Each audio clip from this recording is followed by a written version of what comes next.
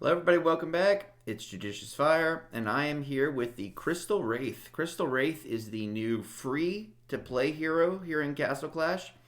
The new game mode line of defense offers soul stones for Crystal Wraith. It is a 12-day event, and during that time you can accumulate enough soul stones to get the hero for free. I'm going to be looking at the hero, its abilities, its pros and cons, how it can best be used. I think this is a good hero. I think it is a hero that is a great addition to really anyone's account, free to play or pay to play. Please hit the subscribe button and the notification bell, and you will know when videos like this come out. The new update has brought us Crystal Wraith. Crystal Wraith comes with a skin. The skin has just been introduced to iOS. The skin, you can see, is on the hero right now, slightly augmenting its visuals, its appearance. The skin is about, I don't know, maybe level 8, not really providing too big of a bonus from what we're seeing with a normal Crystal Wraith skinless. Got level 14 skill, level 10 talent, Destiny 80, maxed in every way, breakthrough 30. I'm going with a Flame Guard. I'm doing that because I think that is an excellent talent for a defensive build. Because of the skin, I have the opportunity to do a offensive talent. I like to do that with skins, one defensive, one offensive. I can get two completely distinct uses out of the same hero. I've not yet decided on that second talent. It's just what it was born with. I might run something, I don't know, maybe like a Wicked Armor, maybe even an Empower, so I can employ many different insignias and allow Crystal Wraith to auto-proc. And he seems to do that very, very well. I have a dodge pet on him that provides a small amount of heal. He is not a healer by any means. You can see his statistics. He's got a really nice attack, very, very high health. And you can see some of the bonuses that he receives, mostly towards dodge. I stacked him with dodge trait-wise. I view him as a defensive hero. I've got him with an Empower for the auto-proc. I've got a Forest Ward to give him that healing capability, to remove negative conditions. I think a Holy Conviction would also be fantastic. I think something defense-oriented that's going to help him to stay in the battle as long as possible. And mostly dodge. I have very few. I think I have one superior trait card. And when it comes to these superior traits, I do it a few times and then I try it the next day. I would happen to get 2 crits. I'm looking for dodge. I just said fine, and I'm not going to do any more today. Eventually, I'll try to turn that to dodge. Same with that crit resist. I'm not going to be blowing gems simply for one trait. I already got a 2-4 bonus over the next week, whatever it is. A day when if you spend gems, you get some prizes. I'll do it then. But I would recommend a dodge build in terms of his traits. I think that he's a hero that has to avoid damage in order to boost the performance of your team, especially in a defensive scenario. Let's take a look at what he does in terms of his abilities. Okay, he casts a shield. Keep in mind defense and what he does. He's casting a shield that reduces damage by 85% for 3 seconds. He does it on 2 friendly heroes, those with the lowest health. So those that need it the most get a damage reduction. He removes silence from those heroes. It's very, very effective, especially in a base defense scenario. These friendly heroes, so the 2 that he just helped, and himself, now 3 heroes, they do a special attack. That special attack does 400% attack damage. It's a really big, strong attack. And it does it every second for 3 seconds. So you're getting 3 attacks from Crystal Wraith, 3 from the other hero, 3 from the other hero. Total of 9 attacks that happen cumulatively over a period of 3 seconds. It increases the damage received by 10% on any hero that this special skill happens to hit. It is not a guarantee that the special skill is going to hit. It could be dodged. But if it does hit, it's going to provide 10% extra damage that the enemy will take. Has a cooldown of 5 seconds. So if we see that the damage is happening over 3 seconds with a cooldown of 5. So for 2 seconds, that extra damage attack is not functioning. He has a 25% chance, which is relatively low, a 25% chance that an enemy hero, a random enemy hero, is going to be taking more damage throughout that battle. That would last for a period of about 20 seconds. It would last for approximately 5 seconds. So you're going to get that 20% bonus in damage for 5 seconds, but only a 25% chance of it happening. Also, if he's going to be attacking, the damage that he causes, his attacks are split up among multiple enemies. So if he's being attacked by 2 enemies, then his basic attack splits and does half damage to one, half damage to another.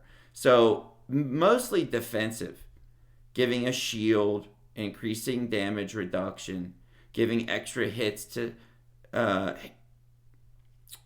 peers in combat, to teammates, splitting damage when he's being, attacked by a mob, and providing a damage multiplier in certain cases if it's either A, hitting under the special attack, or B, under the percentage chance to operate. So I went defensive with the guy, and I think that it's a wise decision. I think that maybe we can run him in different ways.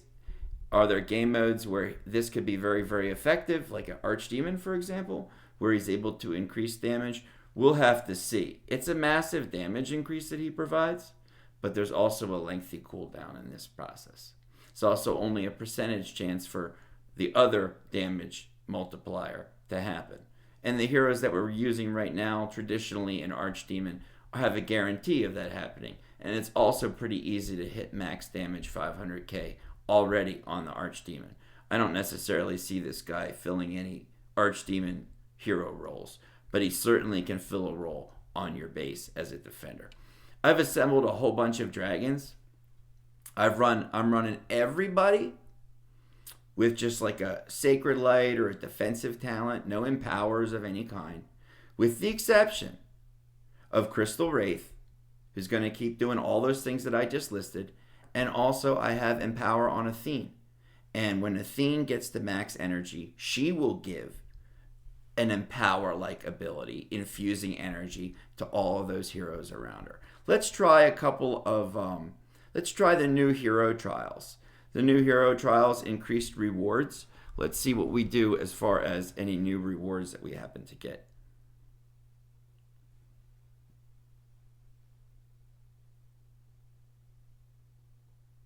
It's going to cast that shield on those with the lowest health. Also, those 2 that he helps out with the damage reduction are going to do extra hits over that period of time. I don't think we have to keep filling up with troops. We're just going to use up gems. Okay, now we're going to go with a Lady Leo. You can see he just auto-proc deactivated his skill, given that damage reduction, given those extra hits. We're clearing out folks pretty quick.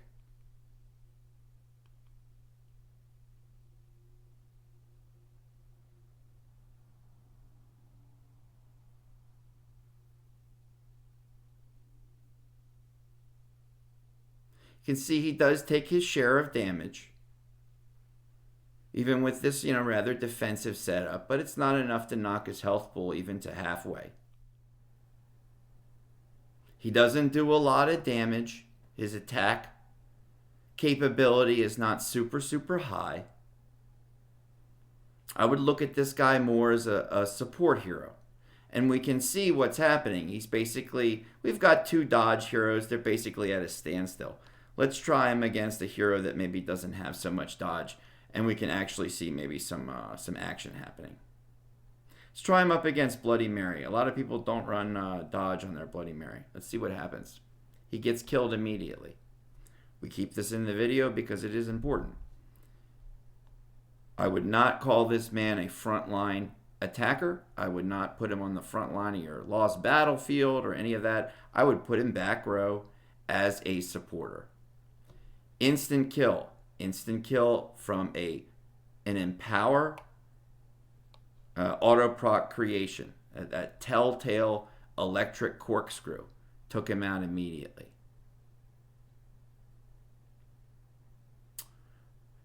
Let's try him up against this Multanica. Okay, he took out Molt. Now he's up against these Love Doves. And he's stuck there. He's going to be stuck there until they no longer keep spawning against him. Okay, now he's moving a little bit further into the base. You can see he's doing some damage. He's hitting Phobos, and he's doing so from a distance. That's that attack, that special attack that he's able to put out. Now let's give him a little bit of help. One extra hero. Now Levanica. Now both he and Levanica are going to be getting a damage reduction. Both he and Levanica are going to be able to do that extra attack damage. You can see that as a single hero, he was performing average or above average. But the moment I add another hero, he's starting to do a lot better. It's not just because I have an extra set of hands out there helping him. It's because he is a support hero. And he is somebody who is designed to make a team stronger.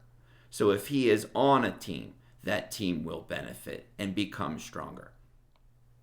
And you can see he is doing damage against the enemy. Look at Laz up there. Laz is about to go out. You give maybe 2 to 3 more skill activations from this guy, and Laz is out.